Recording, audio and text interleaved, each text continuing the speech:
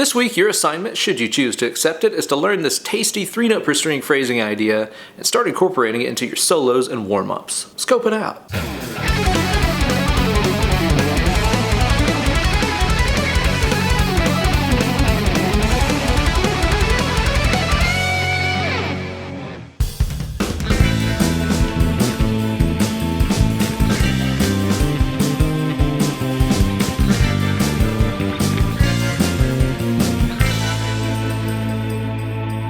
Hey there kids, it's your good buddy, Uncle Ben. The other night I was chilling on the couch, drinking a beer and doing some practicing, and I came across this really cool picking sequence that works inside any 3-note per string scale. I immediately liked it so much and knew I had to share it with you guys, so I came up with a really cool sequence that takes us up and down the F-sharp minor scale. That way you guys can learn the concept and start incorporating it into your own playing in no time. It's a really short and simple phrase, and it's surprisingly easier to play than it sounds. I'll show you guys how to make it work for you no matter what kind of picker you are. As always, this video is brought to you guys by everybody who supports my channel over on the coolest place on the entire interweb, my Patreon page, patreon.com/BenEllerGuitars. Sign up today, even for just $1 a month, you're going to get access to a ton of bonus lessons, backing tracks, downloadable tabs, all kinds of good stuff. In fact, this week, everybody who supports my channel, even for just $1 a month, is going to get access to some downloadable tabs to go along with this lesson, as well as a bevy of practice tracks that I made. That way you guys can get this lick up to speed in no time. I'll also be uploading the MIDI files, that way you can import them into your DAW and make your own perfect practice session. You're also going to get access to a bonus lesson to go along with this one, showing you guys how you can take this phrasing concept and get even more mileage out of it. All those things and so much more are over there waiting on you, so don't delay. Sign up today over at patreon.com/BenEllerGuitars. Thanks!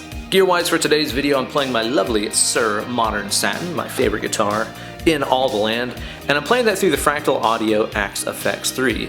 Now the past couple weeks I've had a couple people ask me to tell them what amp models and stuff I'm using on there, so here's a quick breakdown. So I actually started with the patch that my good buddy and guitarist extraordinaire Andy Wood made, based on Eddie Van Halen's 90s tone. And if I'm not mistaken, you can actually get that patch for yourself over on his Patreon page, so be sure to check that out as well. His original patch had the 5153 model as the amp, and I changed it over to an SLO 100, and I also added in another speaker cabinet with an SM57 on it, just for a little extra brightness. Before we get any further, let's hear that hot lick again at stepdad speed.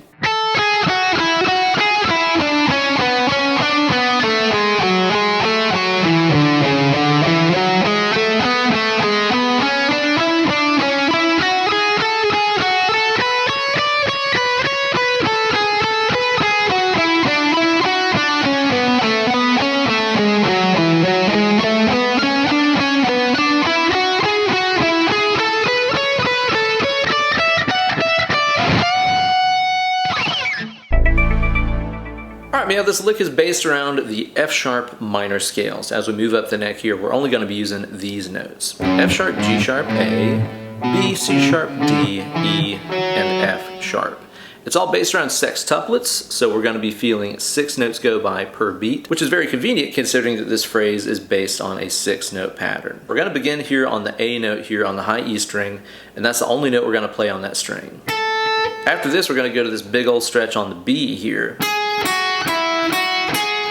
So you'll notice I played down those 3 notes and then just walked right back up. So you have that in itself is the entire idea of this phrase that we play up and down here. A single note, walk down, walk up on the next string. So with that as our basic phrase, we're going to keep that momentum going here and play the single note here at the end of the B string, the E note, walk down and up the notes on the G string. So now you have, now we're going to play the B note here on the G to start the next phrase, the F sharp note here to start the next phrase on the D, and that's it for the first descending portion of the lick.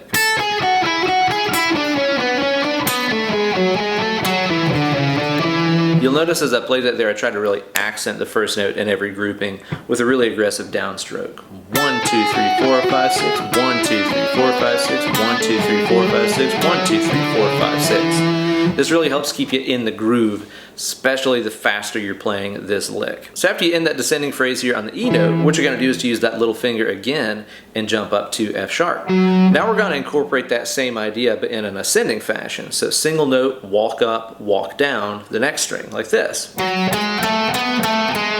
I started here on F sharp. I'm going to walk up the 3 notes on the D string. I'm going to walk back down.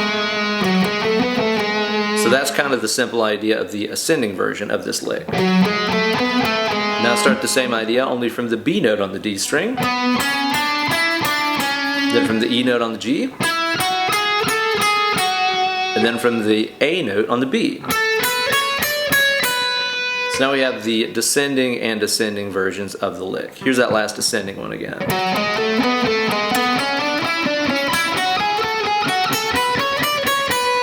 After this, what we're going to do is, since we've ended on this B note right here, we're going to jump up a position here to C sharp, also using our first finger.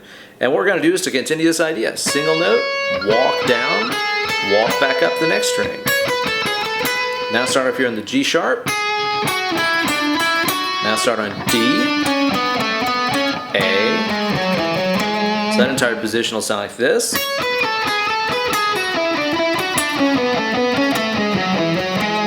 And then once again, what we're going to do is to take that little finger and scoot him up to the next note of the scale like we did earlier. So we're going to be starting up here on A for our last ascending portion of the lick.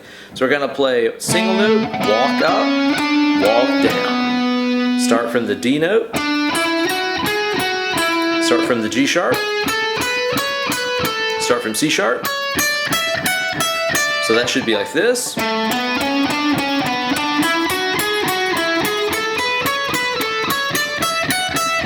And then just to drive home that resolution at the end there, I actually hit this F note, which is out of key, but bent it up a half step to F sharp. For that nice resolution against the F sharp chord in the rhythm track. Okay, so we went down, we went up, we went down, we went up. Reminds me of my honeymoon. Let's try this again here.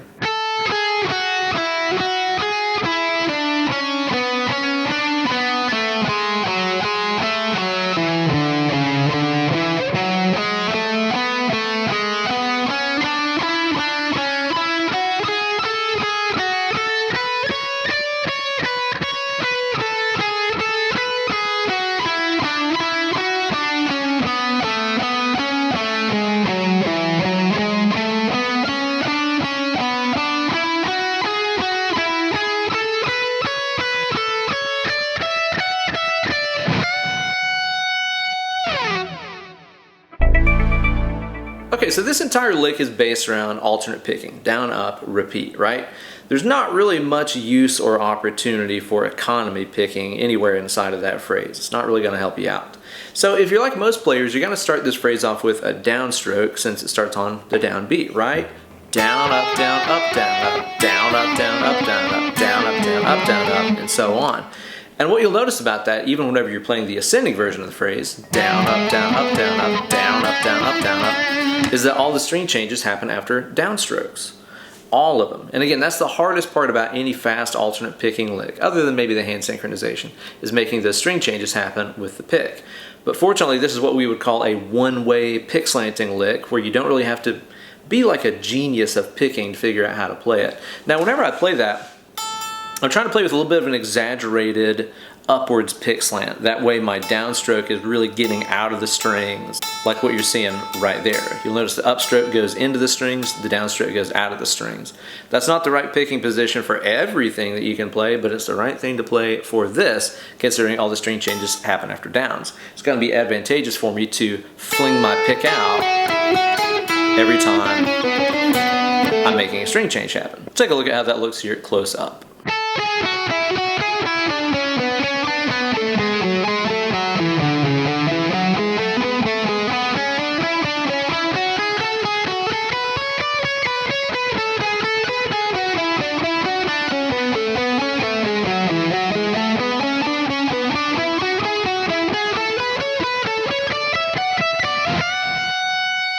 But I also realize that all those downstroke string changes might not be the most comfortable or natural thing for every player. Actually, myself, I never would have been able to do that a couple of years ago before I got hip to all the Troy Grady cracking the code stuff. This is kind of the opposite of how I like to play, actually. Typically, I favor changing strings after upstrokes. So if I was playing this phrase, let's say maybe 5 or 6 years ago, I actually would have played the entire thing starting with an upstroke instead. And that's entirely possible, because whenever you play this phrase starting with an up, even though it's on a downbeat, whenever you start with the upstroke, it means all the string changes are going to happen after upstrokes as well. So if you're more of a downwards pickslanting player, where your downstrokes go in and your upstrokes come out of the strings like that, that's my natural inclination. You can actually have great results out of this if you play this beginning with an upstroke instead. Check this out.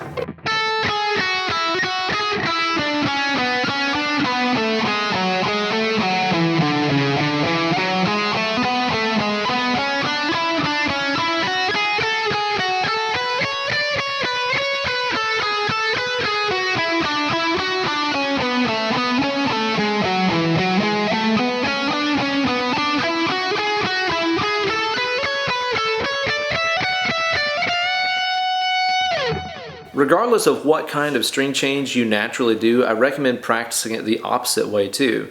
The other night whenever I came up with this phrase, I was actually doing it with my natural inclination of starting with the up. And I found that I could do that pretty easily, so I started doing it with the downstroke instead, and I found it really worked for me very well. If I was conscious about, kind of doing this upwards pick slant where the downstroke goes away like that, I actually found this phrase was really easy for me to play that way. So now I kind of have the added benefit of working on my upstroke changes and my downstroke changes just by practicing this both ways. So I recommend you take this lick and the practice tracks that are there on the Patreon page and try it starting with the downstroke for a couple repetitions, and then try it starting with the upstroke for a couple repetitions. See which one you like better, see which one you need more work on, and polish them both up.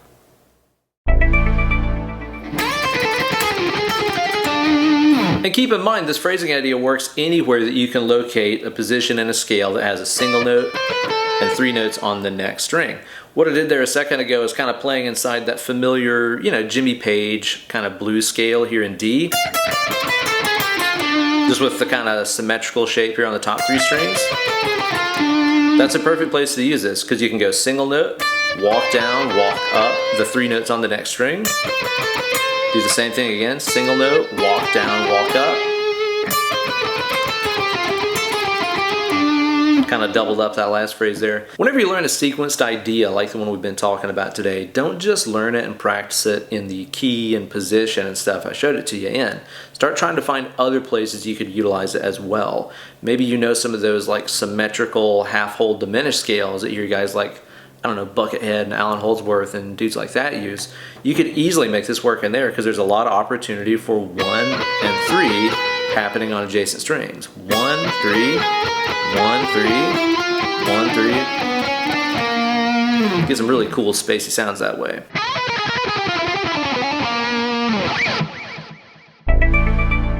So there you go, guys, another super versatile sequence to add into your lick vocabulary. Try that one inside of any other 3-note per string scale or pattern that you know today. And again, practice that starting with the downstrokes, practice that starting with the upstrokes, all different keys, all different positions. You get the idea. Thanks so much for watching. Be sure to like this video and subscribe to my channel for new content coming at you every single week, and ring the bell for notifications every time I upload a new slice of fried gold. If you like what you see here and want to help support my channel and get access to a ton of bonus goodies like those practice tracks and stuff I was mentioning earlier, be sure to support my channel over on my Patreon page, patreon.com/BenEllerGuitars. Even just $1 a month gets you all kinds of good stuff. Well guys, it's been fun as always, but now I think it's probably a good idea to get away from the computer and go do some practicing. Let's click it. More picking.